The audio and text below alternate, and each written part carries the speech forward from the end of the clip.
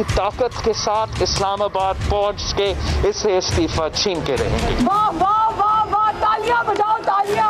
अवाम का फैसला आ चुका है, अब इस हुकूमत को जाना ही जाना है। वाह वाह वाह, आज ही फैसला करें कि हम असेंबलियों से मुस्ताफी होंगे। Very good. पूरी ऑपोजिशन जब रिजाइन कर देती है, आपके पास कोई चारा नहीं। वाह वाह वाह वाह, तालियां बजाओ तालियां। इस्तीफे इनके मुंह पर मारे, इंशाल्लाह ऐसा ही होगा। वाह वाह वाह। मेरे पास पंजाब असेंबली के 160 में से 159 रेजिग्नेशन आ चुके हैं माशाल्लाह। Very good. सिंध हुकूमत का और नेशनल असेंबली के कुर्बानी देना पड़े तो फिर हम वो कुर्बानी देने के लिए तैयार हैं। वाह वाह वाह वाह, तालियां बजाओ तालियां। पहले पार्लियामान के अंदर रहते हुए हुकूमत खत्म करने की कोशिश, फिर असेंबलियों से इस्तीफा देने का ऐलान, फिर सेनेट इलेक्शन तक इंतजार करने का ऐलान किया गया था, फिर लॉन्ग मार्च करने का इरादा जाहिर किया, अवाम को सड़कों पर लाने की बात की गई। लेकिन अब लग रहा है नाजरीन कि ऑपोजिशन को अपने तमाम इरादे खाक में मिलते नजर आ रहे हैं। अब लग रहा है कि ऑपोजिशन इत्तेहाद अपनी हिकमत अमली तब्दील करने पर मजबूर हो गया है। अब ऑपोजिशन इत्तेहाद हुकूमत गिराने के लिए अवामी ताकत पर एतमाद करने की बजाय इदारों को इस्तेमाल करना चाहता है, इदारों से ऐसे फैसले चाहता है जिनके नतीजे में मौजूदा हुकूमत खत्म हो जाए। नाज़रीन, अभी अस्करी इदारों के खिलाफ बात की जाती है, कभी एहतिसाब के इदारों को निशाना बनाया जाता है, और आजकल इलेक्शन कमीशन निशाने पर है। इलेक्शन कमीशन से मुतालबा किया जा रहा है कि वो तहरीक इंसाफ के खिलाफ फॉरेन फंडिंग केस का फैसला जल्द करे, और मुतालबे को लेकर आज PDM ने इस्लामाबाद में इलेक्शन कमीशन के सामने एहतजाज किया, जिससे मौलाना फजलुर रहमान, मरियम नवाज और दीगर रहनुमाओं ने खिताब किया। लेकिन पूरे एहतजाज के दौरान ना तो किसी ने पार्लियामेंट से इस्तीफों की बात की और ना ही लॉन्ग मार्च का कोई जिक्र हुआ। लेकिन हुकूमत की हर कोताही का जिम्मेदार इलेक्शन कमीशन को करार दिया गया।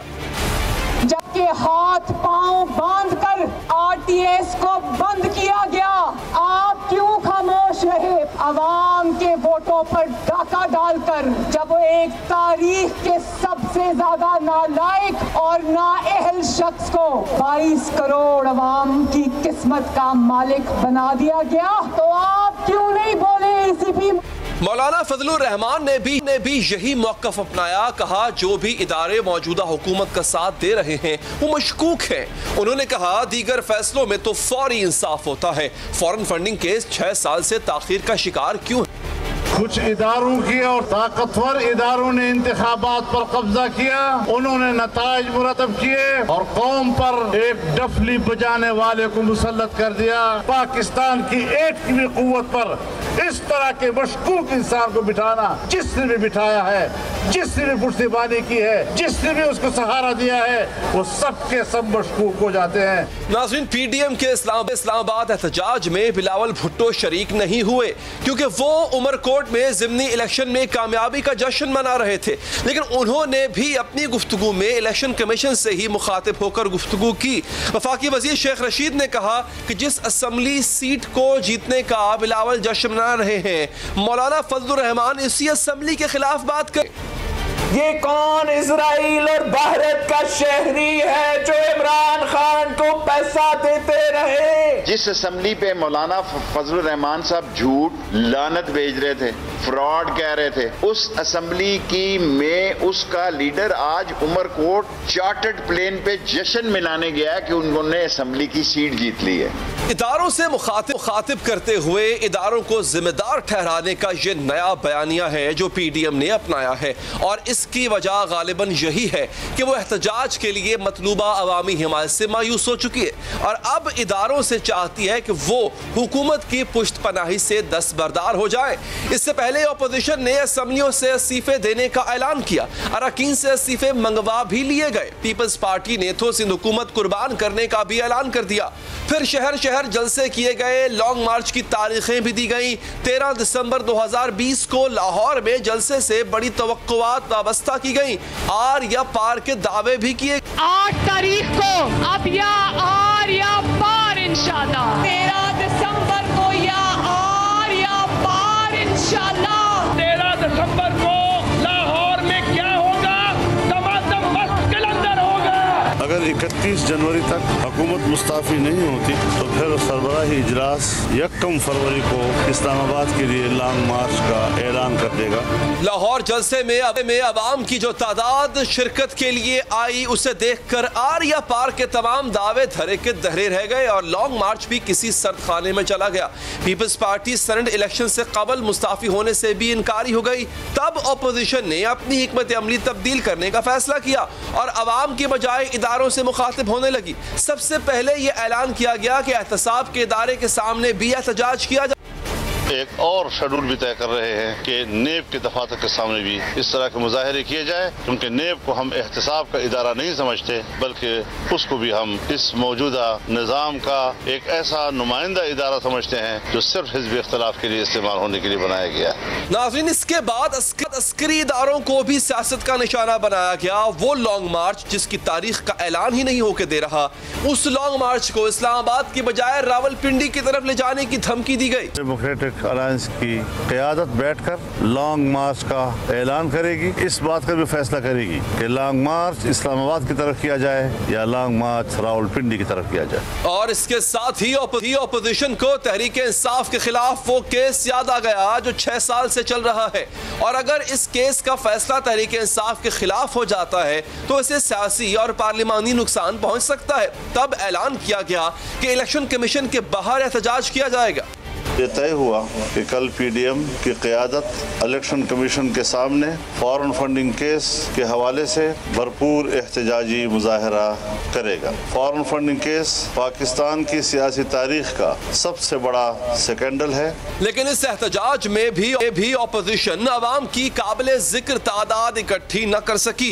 इस तादाद को देखकर हुकूमत के हौसले मजीद बुलंद हो चुके हैं। वफाकी वजीर शेख रशीद कहते हैं अपोजिशन एहतजाज की यही सूरत हाल रही तो लॉन्ग मार्च को भी खुशामदीद। मैंने कहा आप सारे साफी फैसला करें। इन्होंने कहा जी 3000 बंदे थे, मैं वरना 2000 कहने वाला था। एक लॉन्ग मार्च आपने करना है, कल करना है ना, आज करो। और ये जो आपकी हालत है, मैं जान पे खेल जाऊंगा, शेख हूं, आपको कश्मीरी चाय पेश करूंगा। लेकिन एक बात फजलुर रहमान साहब आपको बताना चाहता हूं, पिछली दफा भी आपसे हाथ हुआ, अब भी आपसे हाथ हो गया। अपोजिशन के एहतजाज पर इलेक्शन कमीशन ने भी प्रेस रिलीज जारी की है जिसमें लिखा गया है कि इलेक्शन कमीशन ऑफ पाकिस्तान अपनी आईनी और कानूनी जिम्मेदारियों से पूरी तरह आगाह है और बगैर किसी दबाव के अपनी जिम्मेदारियां निभाने के लिए पुरअज़्म है। फॉरेन फंडिंग केस के हवाले से मौजूदा इलेक्शन कमीशन ने खातिर ख्वाह पेशरफ्त की है और स्क्रूटनी कमेटी को हिदायत की गई है कि हफ्ते में कम से कम 3 रोज इजलास मुनक्किद किया जाए ताकि ये केस मंतकी अंजाम तक पहुंच सके। अब सवाल ये है कि इदारों के खिलाफ एहतजाज से भी अपोजिशन कुछ हासिल कर पाएगी या माजी की तरह खाली हाथ रह जाएगी। पूछे लेकर रहनुमा तलाल चौधरी साहब से। चौधरी साहब, शुक्रिया आपके वक्त का। सबसे पहले तो ये बताइए कि आपकी स्ट्रेटजी है क्या, मतलब कुछ समझा दीजिए, आप करना क्या चाहते हैं। आपने कहा पार्लियामेंट से इस्तीफा देंगे, इस्तीफे जो है वो हवा हो गए। आपने कहा सेनेट इलेक्शन का इंतजार करेंगे, ठीक है इंतजार करें। फिर आपने कहा लॉन्ग मार्च करेंगे, लॉन्ग मार्च का कुछ पता नहीं है। आपने कहा जनवरी की पहली तारीख को लॉन्ग मार्च का ऐलान करेंगे, आज मेरे ख्याल है 19 तारीख हो चुकी है। अब आप कह रहे हैं हम इदारों से इंसाफ चाहते हैं। सर पहले आप सोच लें कि आप किससे क्या चाहते हैं और चाहते हैं क्या। अगर कोई ये समझता है कि हम अपने लीगल ऑप्शंस इस्तेमाल नहीं करेंगे तो हमने कभी भी नहीं ये कहा। हमने कहा है हर किस्म के पार्लिमानी ऑप्शंस हो, उसके बाद सियासी ऑप्शंस जो बाकी बकाया है, और ये भी हमारा हक है। और मुझे ये बताइए कि वो जाली सादिक और अमीन जो लोगों को कहता था कि डे टू डे हियरिंग होनी चाहिए, वो 6.5 साल से किस बात का स्टे लेके बैठा हुआ है। अगर उसने चोरी नहीं की, इस्राइल और इंडिया के पैसे नहीं लिए, तो तलाशी दे क्यों नहीं देता, हर रोज क्यों छुपता है। और इलेक्शन कमीशन किस मर्ज की दुआ है जो केस 6 दिन में डिसाइड होना चाहिए, वो 6 साल से पड़ा है। ये बात ठीक है सर, आपका ये मौक़िफ़ अपनी जगह होगा और आप उसको साबित कल को कर देते हैं, नहीं करते हुए अलग बात है। लेकिन सर यहाँ पे सवाल ये है कि आपका लीगल ऑप्शन इख्तियार करने का भी हक है, लेकिन किसी एक पे स्टे नहीं कर रहे ना सर। आप पहले कहते हैं इस्तीफे देंगे, बाद में कहते हैं जी अभी नहीं देंगे, अभी हम पार्लियामान के अंदर जाकर जंग लड़ेंगे। फिर पार्लियामान की जंग का क्या होता है किसी को कोई पता नहीं। अब आप कह रहे हैं जब हम इदारे से कहेंगे वो अपना काम करे। सर आपका लाइन ऑफ एक्शन क्या है, जरा वो समझा दें। देखिए, एक मैं आपसे अर्ज करूं, देखिए हम अभी कोई इस्तीफों के ऑप्शन से पीछे नहीं हुए। हमने तो इजाफा कर दिया है एक और बात का कि धरना पिंडी या इस्लामाबाद, मेरा मतलब अब तो हमने उसका स्कोप बड़ा कर दिया है। और उसके बाद क्या ये हमारा हक नहीं है कि वो अदारे जो गैर कानूनी तौर पर इस हुकूमत को लाने में और इस हुकूमत को खड़े रखने में और उस जमात को खड़े रखने में मेरा मतलब अपना रोल नहीं प्ले कर रहे, वो क्या हमारा हक नहीं कि हम चाहें कि भी वो कानूनी तौर पर वो तमाम ज़ाब्ते पूरे किए जाएं, और अगर उन्होंने चोरी और डाका या उन्होंने पैसा जो है वो इसराइल और लिया इंडिया से, तो वो पता चले।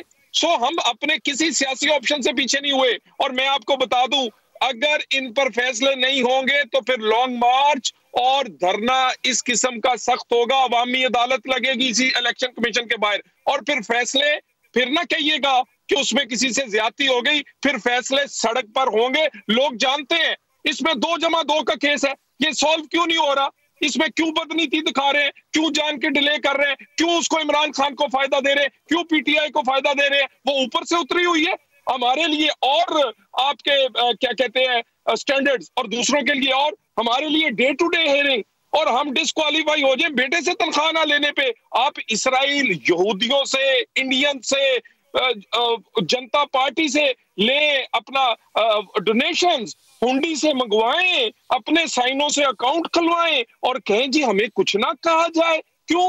हम तो यही साबित कर रहे हैं कि चंद अदारों की और अदारों में बैठे चंद शख्सियात की नाजायज हमायत है, उसी वजह से पाकिस्तान पे ये नलायक जो है वो मुसल्लत है, और इसी नलायक की वजह से आटा, चीनी, रोजगार कश्मीर छिना है। देखिए तलाल साहब, यहां पर भी अब दो बातें आ जाती हैं। हुकूमत ये कह रही है कि आप गलत डायरेक्शन में तीर चला रहे हैं। इलेक्शन कमीशन में जो केस है उसमें डिस्क्वालिफिकेशन बनती नहीं है। आर्टिकल 17 उसकी शेक नंबर 3 वो पढ़ लें और जाके डिसोल्यूशन ऑफ पार्टीज एक्ट पढ़ लें जाके। आपको बिल आखिर हुकूमत वक्त ने रेफरेंस भेजना है सुप्रीम कोर्ट में कि जनाब ये पार्टी इसकी फॉरेन फंडिंग है जो कि इलीगल मीन से आई है, इसको खत्म किया जाए। इलेक्शन कमीशन तो ये कर ही नहीं सकता, तो ये भी ऐसा लग रहा है जैसे स्मोक स्क्रीन है और कुछ नहीं है।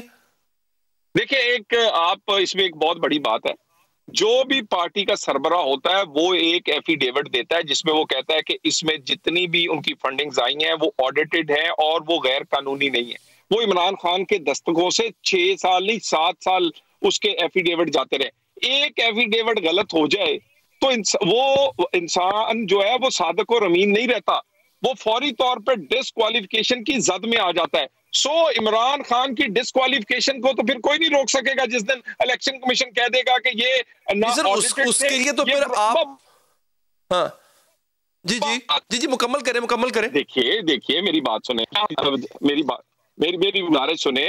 या हमें दिनों में डिस्क्वालीफाई किया गया है, हमें तो सुबह होने से का इंतजार नहीं किया जाता था। इंग्लैंड से कागज आने होते थे, वहां पर उसकी तस्दीक होनी होती थी, कहते थे कि जहाज से भी तेजी से ज्यादा स्पीड से आए। और यहाँ पर फैसल वाडा जैसे हैं, यहाँ पर फॉरेन फंडिंग है भाई, वहां पर तारीख पे तारीख, वहां पर चलता जा रहा है सिलसिला, वहां पर 6-6 साल कोई नहीं पूछ रहा। क्यों एक जैसा स्टैंडर्ड क्यों नहीं है? क्यों फॉरेन फंडिंग को डिले किया जा रहा है? मैंने ये सवाल जो अगला करने जा रहा हूं सर, ये सवाल मैंने कल भी किया था, बहुत दिनों से कर रहा हूं, जवाब नहीं मिल रहा। देखिए सर, अगेन आईन ये कह रहा है कि ये रेफरेंस फेडरल गवर्नमेंट ने भेजना है सुप्रीम कोर्ट को, जनाब हम सेटिस्फाई नहीं है, ये फॉरेन फंडिंग जो आई है हम इससे सेटिस्फाई नहीं है।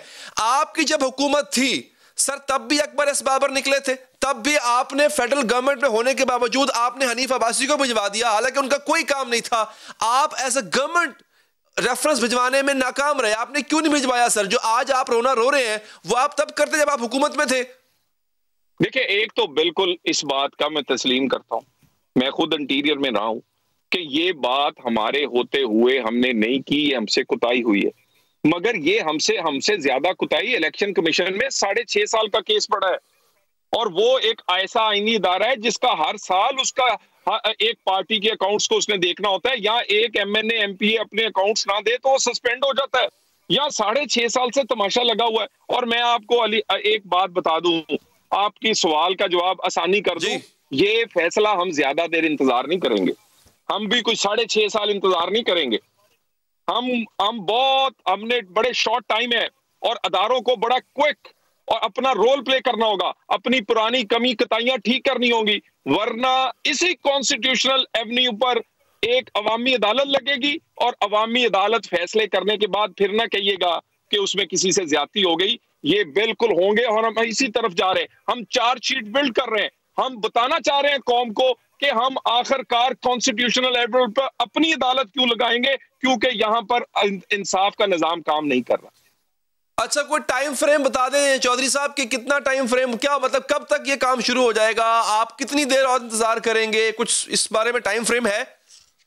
आप इस्लामाबाद जाने के लिए अपने कपड़े ठीक करें, आपने भी कवर करना है और इंशाल्लाह ताला ये बच्चों के, ये मेरा मतलब है जो गर्मियों की छुट्टियों से पहले ही सब कुछ हो जाएगा।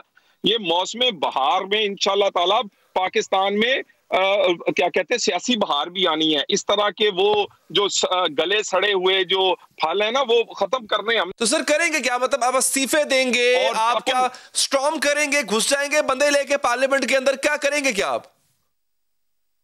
भाई मुझे ये बताइए, अब मैं इलेक्शन कमीशन के सामने जाकर पूरी कौम आज उनका तरला डाल आई है, मिन्नत कर रही है, क्या करें? वो 2+2 का केस है।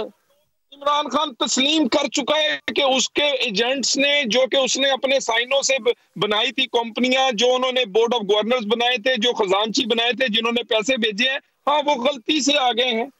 यानी ये अजीब लोग हैं कि इतने गलती से लाखों करोड़ों डॉलर आ गए और वो भारतीय जनता पार्टी भेजती रही और इसराइल भेजता रहा और इतने मासूम है ये, और इनकी ये सारा कुछ जो है ये इतना सादा नहीं है। कितने दिन हम इंतजार करें जी? अवामी अदालत तो फिर लगेगी ना जी, इसके बाद हल क्या है हमारे पास? अवाम हमसे सवाल पूछती है, फिर अवाम की अदालत इसी तरह कॉन्स्टिट्यूशनल एवेन्यू पर लगेगी और अपने फैसले करेगी। ठीक है, बहुत बहुत शुक्रिया तलाल चौधरी साहब आपके कीमती वक्त का। तहरीक इंसाफ कराची में जो फूट पड़ी है वो फूट क्या रंग लाएगी? क्या फिरदौस शमीम नकवी हलीम आदिल शेख को बतौर अपोजिशन लीडर कबूल करेंगे? पूछेंगे फिरदौस शमीम नकवी से ही इस वक्फे के बाद। नाज़रीन, तहरीक इंसाफ सिंध में क्या खिचड़ी पक रही है, फूट और इख्तलाफात की खबरें गर्म हैं, इस्तीफे दिए जा रहे हैं, पार्टी में मौजूद दरारें बढ़ रही हैं। सिंध असम्बली में अपोजिशन लीडर का ओहदा पाकिस्तान तहरीक इंसाफ के लिए चैलेंज बना हुआ है। फिरदौस शमीम नकवी दूसरी बार अपोजिशन लीडर के ओहदे से मुस्ताफी हो चुके हैं, लेकिन 10 दिन बाद भी नए अपोजिशन लीडर पर इत्तेफाक राय PTI के लिए बड़ी मुश्किल बन चुका है। खबर सामने आई है कि फिरदौस शमीम नकवी के इस्तीफे के बाद MQM और फंक्शनल लीग ने हलीम आदिल शेख को कायदे हिज़्ब इख्तिलाफ बनाने के लिए हिमायत से इनकार कर दिया। 10 दिन पहले फिरदौस शमीम नकवी ने सूबाई अपोजिशन लीडर के ओहदे से इस्तीफा दिया था। इसके बाद हलीम आदिल शेख और खुर्रम शेर ज़मान को अपोजिशन लीडर बनाने पर गौर शुरू हुआ और फिर कुर्रा हलीम आदिल शेख के नाम का निकल आया। इसके बाद हलीम आदिल शेख ने अपोजिशन लीडर बनने के लिए पार्लिमानी लीडर के ओहदे से इस्तीफा दिया, लेकिन पार्टी की अंदरूनी मुखालिफत हलीम आदिल शेख की राह में रुकावट है। एक्सप्रेस न्यूज की खबर के मुताबिक PTI के कई अरकान सिंध असम्बली हलीम आदिल शेख को अपोजिशन लीडर बनाने के मुखालिफ है। PTI अरकान सिंध असम्बली ने अलग अलग ग्रुप्स बना रखे हैं और PTI सिंध के व्हाट्सएप ग्रुप में भी अरकान के एक दूसरे के खिलाफ पैगामात हो रहे हैं। सारी सूरत हाल पर PTI के अरकान सिंध असम्बली ने वज़ीर आज़म से तब्दीलियों पर एतमाद में लेने का मुतालबा किया। PTI के अरकान का मुतालबा है कि वज़ीर आज़म इमरान खान किसी भी मसले से पहले, किसी भी फैसले से पहले हमसे वीडियो लिंक पर बात करें या इन्हें मुलाकात का वक्त दें। मुश्किल सिर्फ नए अपोजिशन लीडर के इंतखाब तक महदूद नहीं नाजरीन, बल्कि पुराने अपोजिशन लीडर यानी फिरदौस शमीम नकवी साहब का मुस्ताफी होने पर दिल नहीं मान रहा, क्योंकि पार्टी क़यादत की हिदायत के बावजूद फिरदौस शमीम नकवी ने अपना इस्तीफा स्पीकर सिंध असम्बली को पेश नहीं किया। उनका कहना है कि मैंने अपना इस्तीफा पार्टी क़यादत को चंद वजूहात जिनको मैं इस वक्त मुनासिब नहीं समझता कि बयान करूं इन डिटेल, लेकिन वक्त के साथ वो आपके सामने खुद ब खुद आ जाएंगी। मैंने लीडर ऑफ द अपोजिशन के ओहदे से पार्टी के चेयरमैन इमरान खान साहब को अपना इस्तीफा भेजा है। फिरदौस शमीम नकवी ने तीन माह कबल भी इस्तीफा पार्टी चेयरमैन को जमा कराया था, क्योंकि उन्होंने गैस के मसले पर अपनी ही वफाकी हुकूमत और वजीर आजम को तनकीद का निशाना बनाया, जिसके बाद उन्होंने अपनी गलती का एतराफ किया था और पार्टी क़यादत से माफी भी मांगी थी। एयर के अंदर गैस की डिलीवरी सही नहीं है और ये मैं शोर मचाऊंगा। वजीर आजम साहब भी सुने, उमर अयूब साहब भी सुने, नदीम बाबर साहब भी सुने, उनको शर्म भी दिलाऊंगा और यही कहूंगा कुछ शर्म होती है, कुछ हया होती है। 2 साल गुजर गए, मसला हल करो। मैंने हायर मॉडल ग्राउंड को देखते हुए जब मैंने अपॉलजी लिखी थी, उसके साथ ही मैंने अपना रिजिग्नेशन भी भेज दिया था। नाज़रीन, फिर शायद उनकी माफी कबूल कर ली गई और वो अपोजिशन लीडर कायम रहे, लेकिन इसके बावजूद भी कई बार फिरदौस शमीम नकवी के खिलाफ पार्टी में ग्रुपिंग की खबरें सामने आती रहीं। गुज़िश्ता बरस 10 अक्टूबर को फिरदौस शमीम नकवी ने PTI अरकान सिंध असम्बली का इजलास बुलाया था, लेकिन इजलास में बेशतर अरकान सिंध असम्बली गैर हाजिर रहे। एक्सप्रेस न्यूज़ की खबर के मुताबिक इस इजलास में PTI के अरकान असम्बली में से 15 अरकान भी शरीक नहीं हुए थे। PTI सिंध में इख्तलाफात आज की बात नहीं है। सूबाई अरकान असम्बली, MNAs और पार्टी रहनुमाओं में फासले बढ़ने की पहले भी कई खबरें सामने आ चुकी हैं। धड़ेबाजी और ग्रुपिंग PTI के लिए बड़ी मुश्किल बनती जा रही है। कुछ अरसा कबल वफाकी वजीर अली जैदी के खिलाफ कराची के 7 अरकान असम्बली का एक ग्रुप सामने आया था। तो इसी मौजू पर बात करते हैं। हमारे साथ हैं जनाब फिरदौस शमीम नकवी साहब। नकवी साहब, शुक्रिया। मैं अभी भी शशोबंद में मुब्तला था क्योंकि इस्तीफा तो आपने अभी अपने कायद को दिया है, असम्बली में आपने स्पीकर को नहीं दिया। तो क्या कहूँ आपको कायदे हिज़्ब इख्तिलाफ कहूँ या ना कहूँ, और ये फैसला आपने हतमी तौर पे करना कब है नकवी साहब, कि आप इस्तीफा दे रहे हैं नहीं दे रहे? और दूसरी बात ये साथ जवाब इसका भी दीजिएगा, ये कराची की PTI में हो क्या रहा है? इतनी दरारें, इतनी चपकलिश, इतनी रंजिश किस वजह से? बिस्मिल्लाहिर्रहमानिर्रहीम, बहुत बहुत शुक्रिया। पहली चीज़ तो बरादर मोहतरम, मैंने आज से तकरीबन मेरे ख्याल से 7-8 दिन पहले असम्बली के बाहर अपने इस्तीफ़े का ख़ुद ऐलान किया था कि मैं मुस्तफ़ी हो रहा हूँ, और मैंने उसमें बड़े खुले अल्फाज में कहा था कि मुनासिब वक्त आने पर मैं उसकी वजूहात भी बताऊँगा, इस वक्त मैं मुनासिब नहीं समझता। इसके साथ साथ मैंने ये भी कहा था कि मैं रोज़े अव्वल से PTI में हूँ और मेरी आखिरी जमात भी PTI ही होगी। मैं इस वक्त भी पूरे यकीन के साथ कह सकता हूँ कि इस वक्त मौरूसी सियासत के ख़िलाफ़ अगर कोई एक जमात खड़ी भी है तो वो पाकिस्तान तहरीक इंसाफ है, जिसमें कोई ना कुछ थोड़ा बहुत जमहूरी अमल तो ज़रूर है, मुकाबिल दूसरों के तो बहुत ज़्यादा है। तो हम समझते हैं कि पाकिस्तान की सियासत के लिए ज़रूरी है कि मौरूसी सियासत से ख़ात्मा हासिल किया जाए, इससे कि मौरूसी सियासत बादशाहत होती है। इमरान खान से ज़्यादा दयानतदार कमिटेड लीडर पाकिस्तान को मिलना फ़िलहाल बहुत मुश्किल नज़र आता है in the near future. Naqvi साहब, क्योंकि वक्त की कमी होती है, यह बात आपकी दुरुस्त है, लेकिन मैं अर्ज़ ये कर दूं कि क्या फिरदौस शमीम नकवी को हटाए जाने का जो सबब है वो अवाम के लिए हक में आवाज़ उठाना है? क्या गैस मांगना जुर्म ठहरा फिरदौस शमीम नकवी का, या फिर जैसा कि इत्तेहादी इल्ज़ाम लगा रहे हैं फिरदौस शमीम नकवी साहब पे कि जनाब हमें करप्शन की बू आती है, क्या ये सच है? सच क्या है सर, आज खुल के बता दे।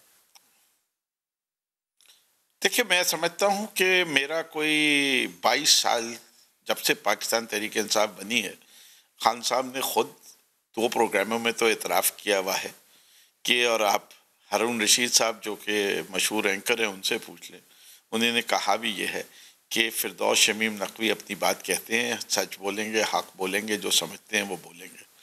मैंने इसी का वादा किया हुआ और आज भी अपने अवाम से यही वादा करता रहा हूँ कि मैं हमेशा हक बोलूँगा, सच बोलूँगा, और मुझे मसलहत आती नहीं है और मैं अवाम के हकूक़ के लिए आवाज़ बुलंद करता रहूँगा। मेरे नज़दीक ओहदे कभी भी कोई इम्पोर्टेंस नहीं रखते, और मैं समझता हूँ मेरी पार्टी मुझे जानती है और मैं समझता हूँ मेरी जिम्मेदारियों में इजाफ़ा करेगी, कमी नहीं करेगी। तो जिन लोगों को ये ख्याल है, और जहाँ तक करप्शन का ताल्लुक़ है, तो मैं समझता हूँ कि मैं एक खुली किताब हूँ, मेरे टैक्सेस अपनी जगह पूरी लोगों के सामने हैं, जो कारोबार करता हूँ वो सब बताया हुआ है। कॉन्फ्लिक्ट ऑफ इंटरेस्ट के सिलसिले में मैंने पूरा ख़ात्मा करके मैं हबीब ग्रुप का डायरेक्टर बिजनेस स्ट्रेटजी था, तमाम कंपनियों से मैंने डायरेक्टरशिप छोड़ी, सब कुछ छोड़ा, कॉर्पोरेट पोजीशन छोड़ी, वो सब चीज़ें सबको पता है। तो मुझे मेरा बदतरीन दुश्मन भी अभी तक मैंने ये चार्ज अपने ऊपर लगते नहीं सुना कि मैंने कभी ज़िंदगी में कोई करप्शन की हो। इस लिहाज से अव्वल तो मुझे कभी सरकारी ओहदा मिला ही नहीं, तो मैंने करप्शन क्या करनी है। एक यूसी का चेयरमैन जरूर रहा हूं 2015 से। ये जो एंटी करप्शन जिसकी तहकीकात कर रही है एक जाली हाउसिंग सोसाइटी है, उसमें आपका मंसूबा है सोनी हैम्बल्ट, जिससे आप अलहदाबाद में हो गए थे, लेकिन कहा यही जा रहा है कि उसको आपके साथ निस्बत रही है उसके साथ। नहीं, मैं बिल्कुल उसका, देखिए मैं आपको बता देता हूँ, सोनी हैम्बल्ट जो है वो मेरी कंपनी का था जब मैं अभी भी उस कंपनी का मेजॉरिटी शेयर होल्डर्स में से हूँ। उस कंपनी को जाली कहना तो बड़ी ज्यादती है। इससे कि मैंने ड्यू कोर्स ऑफ लॉ और प्रोसीजर को फॉलो किया है सिंध बिल्डिंग कंट्रोल अथॉरिटी के ज़रिए। बात यह है कि उस इलाके में लॉ एंड ऑर्डर प्रॉब्लम हो गई थी। लियारी गैंग वॉर के बाद बहुत सारे लोग वहाँ आ गए थे। वहाँ डेवलपमेंट वर्क जो सराउंडिंग में था वो नहीं हो सक रहा था। वहाँ पानी की स्कीम वाटर बोर्ड देने को तैयार नहीं थी। आवाम जो थी जिन्होंने बुकिंग की थी वो शोर मचा रहे थे। मैंने सबके पैसे वापस किए और कोई ये बात चार्ज मुझ पर लगा नहीं सकता। 3 दफ़ा उसका इश्तिहार दे चुका हूँ कि जिन लोगों को पैसे वापस चाहिए वो भी ले लें। मेरे ख्याल से तमाम लोग पैसे वापस ले चुके हैं सिवाय 6 अफराद के जो ट्रेसेबल। ठीक नकवी साहब, वजह अभी तक पता नहीं लग सकी। 2 बातें। पहली बात तो ये, मैं फिरदौस शमीम नकवी साहब के लहजे में वो पहले जैसी घनघरज नहीं देख रहा। खैर तो है। दूसरा ये, कराची की पीटीआई की क़यादत में चल क्या रहा है? ये रस्सा कशी, ये खलीज, आखिर क्यों? कोई एक डगर पे खड़ा है तो कोई दूसरी डगर पे खड़ा है।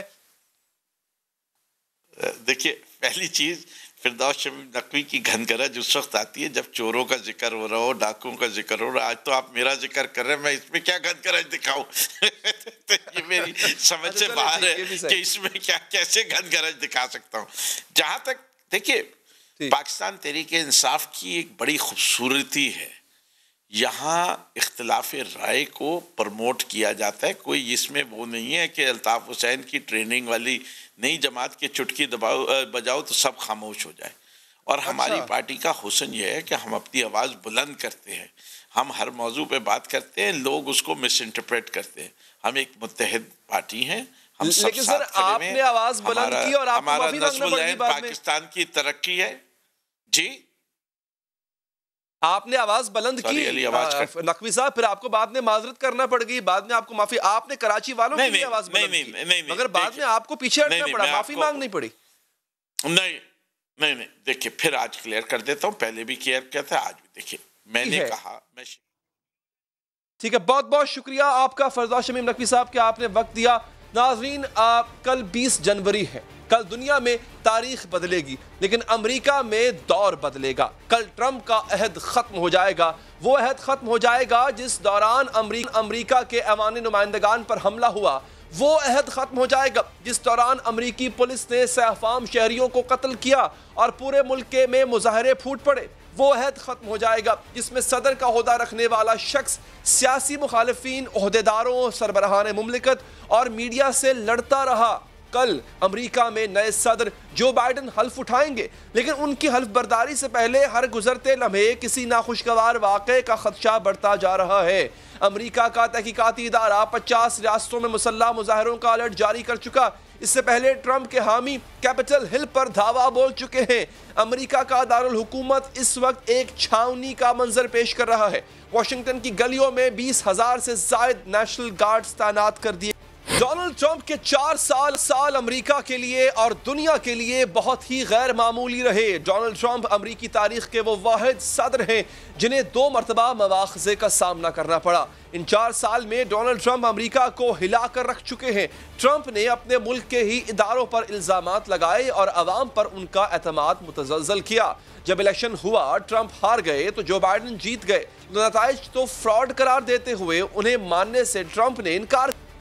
जब कैपिटल हिल में इलेक्टोरल कॉलेज के वोट गिने जा रहे थे तो ट्रंप ने अपने हामियों को उकसाकर उनसे कैपिटल हिल पर हमला करा दिया। मुजाहिरीन के हमले के बाद कानून साजों को अपनी जान बचाने के लिए छुपना पड़ गया। BBC के मुताबिक तशद्दुद ने पुलिस अफसर समेत 5 लोग हलाक हुए और अमेरिका को मजीद बदअमनी से बचाने के लिए ट्विटर ने ट्रंप का अकाउंट मुस्तकिल तौर पर दिया। अपने 4 साला दौरे सदारत में ट्रंप आग उगलते बयानात दागते रहे, अपने सियासी मुखालिफिन से उलझते रहे, रियासतों को गवर्नर से टक्कर लेते रहे, रियासतों के गवर्नर के साथ मुठभेड़ में रहे, दीगर ममालिक के सरबराहान से उलझते रहे, आलमी इदारा सेहत से उलझते रहे, चीन के खिलाफ बयानात देते रहे, यहाँ तक के प्रेस कॉन्फ्रेंस के दौरान मीडिया से भी लड़ाई करने लगे, रिपोर्टर्स को झूठा कह देते थे। अपने दौरे सदारत में डोनाल्ड ट्रंप ने इसराइल की बेजा हिमायत की। पहले यरूशलेम को इसराइल का दारुल हुकूमत बनाया, फिर एक नाम नेहाद डील ऑफ द सेंचुरी मुतारिफ करवाई जिसे फलस्तीन ने मुस्तरद कर दिया। फिर मुत्तहदा अरब अमारात और सूडान समेत 4 अरब ममालिक के इसराइल के साथ ताल्लुकात बहाल कराने के मुआहदे कराए। डोनाल्ड ट्रंप का दौर सिफारती हवालों से भी बुरा ही था। ट्रंप दूसरे ममालिक के बारे में बात करते हुए सिफारती आदाब को बिल्कुल ही एक तरफ रख देते थे। उन्होंने अपने दौरे सदारत में खलीजी रियासतों के खिलाफ बयानात दिए कि वो शाम में कुछ नहीं कर रहे। सऊदी अरब और उसके हुक्मरानों के मुतालिक भी गुरूर भरा रवैया अख्तियार किया। कहा कि अमेरिका के बगैर सऊदी अरब 2 हफ्ते भी नहीं चल सकता। ट्रंप पाकिस्तान को भी अपने इल्जामात का निशाना बना चुके हैं। ये जता चुके हैं कि अमेरिका पाकिस्तान को अरबों डॉलर देता है, फिर भी पाकिस्तान दहशतगर्दों को पनाह है। We have been paying Pakistan billions and billions of dollars. At the same time, they are housing the very terrorists that we are fighting. But that will have to change, and that will change immediately. Trump का तज़हीकामेज़ रवैया ममालिक ही नहीं अक़वाम के साथ भी है। अपने बयानात में वो बार बार इस्लाम को इंतहा पसंदी के साथ जोड़ते रहते। अमरीकी सदर ने शिमाली कोरिया के लीडर किम जोंग उन के खिलाफ भी हतक अमेज बयानात दिए। इन्हें मैडमैन और रॉकेटमैन के अलकाबाज से पुकारा और बाद में यूटर्न लेते हुए ये भी कहा कि इन्हें किम जोंग उन से मोहब्बत हो गई। जब ट्रंप की गलत पॉलिसीज की वजह से अमेरिका में कोरोना फैला तो उन्होंने चीन को इसका जिम्मेदार करार दे दिया। ट्रंप ने आलमी इदारे सेहत से भी अलहदगी इख्तियार कर ली। इससे तमाम ताल्लुकात खत्म करने का ऐलान कर दिया। इल्जाम ये लगाया कि आलमी इदारे सेहत चीन के बहुत करीब है और चीन का WHO पर मुकम्मल कंट्रोल।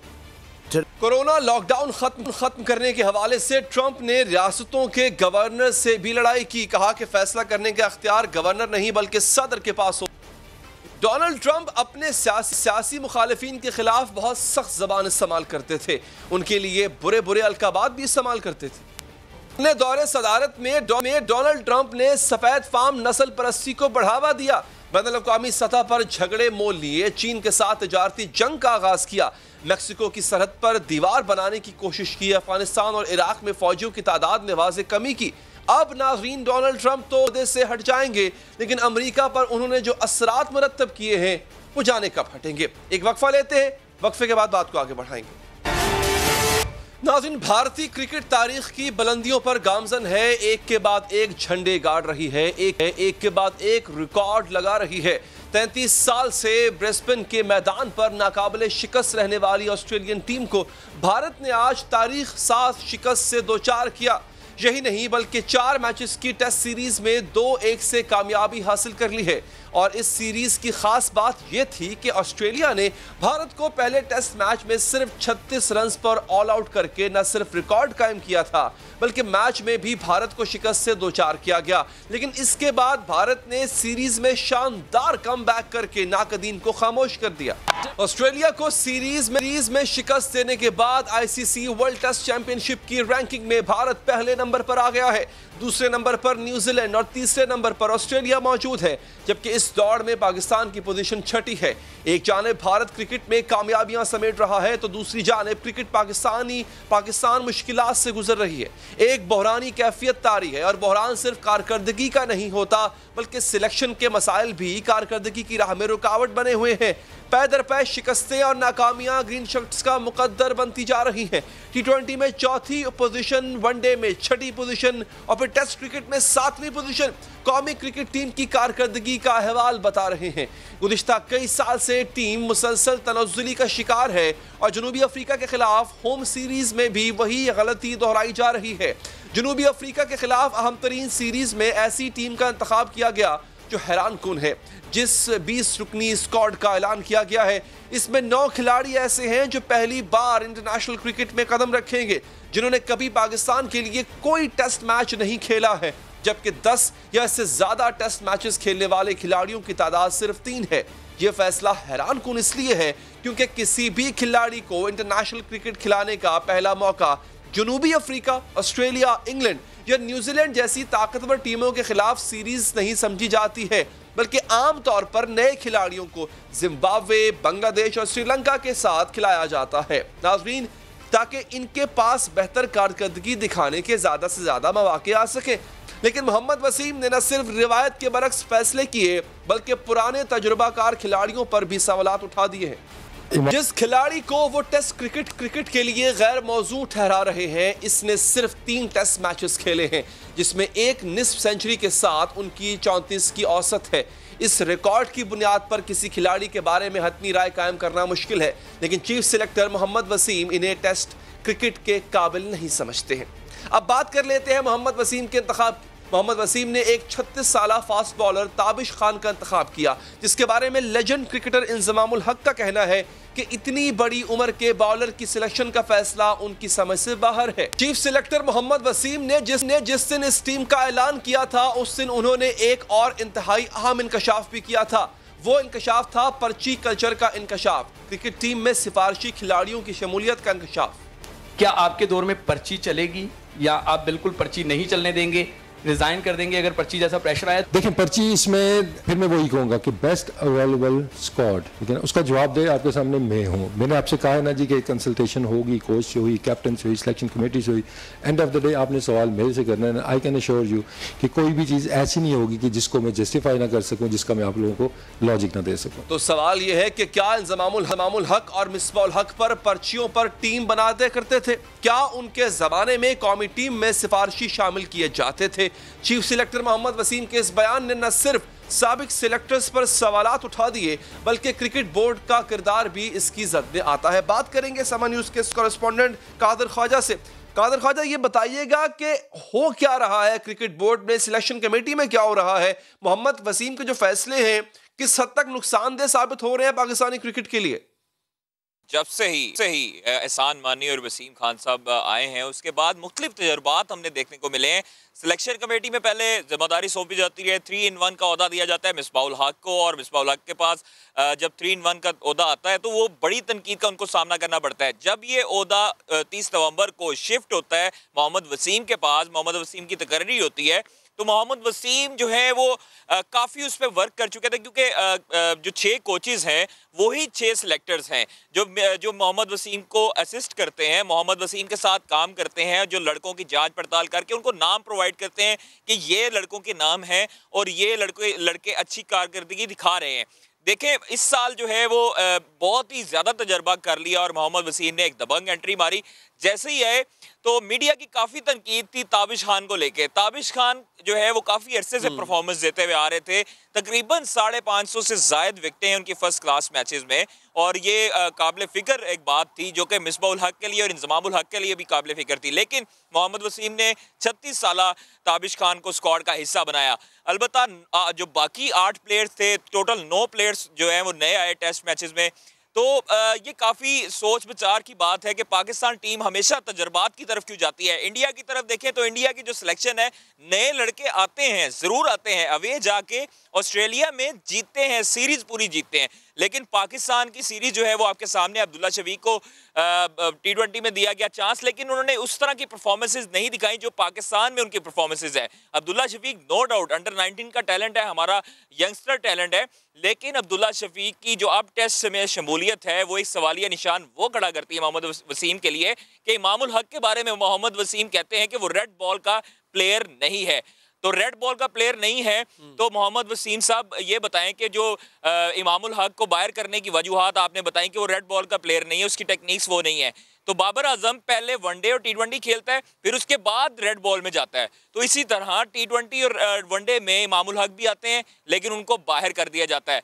इंजरी का बहाना बनाया गया मोहम्मद वसीम ने इमामुल हक को, सिर्फ टेस्ट प्लेयर ना होने की वजह से बनाया गया। इसके बाद एक सवाल हुआ कि पर्ची नहीं चलेगी। मोहम्मद वसीम इस वक्त जो है वो मिसबाहुल हक क्योंकि हेड कोच है पाकिस्तान टीम के, उनके साथ भी काम करना पड़ रहा है। अलबत्ता अब पाकिस्तान क्रिकेट बोर्ड ने मिसबाहुल हक से इख्तियारात ले ली हैं कि वो किसी प्लेयर को सिलेक्शन इस दफा हुई कैसे है?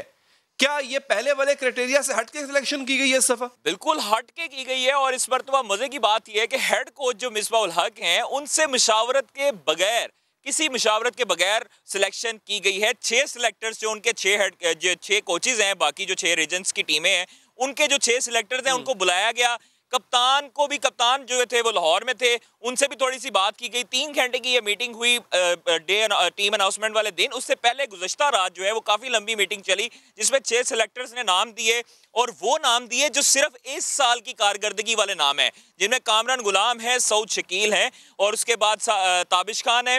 ताबिश खान चूंकि पहले भी परफॉर्मेंस देते रहे हैं, तो उसको निकाल के बाकी जो कामरान गुलाम, सऊद शकील हैं, उसके बाद साजिद खान है, नुमान अली बॉलर जो है स्पिनर, वो 33 साल के आए, तो उनको सिलेक्ट किया गया इस बुनियाद पर कि वो टॉप 3 हैं 2020-21 के कायदे ट्रॉफी के।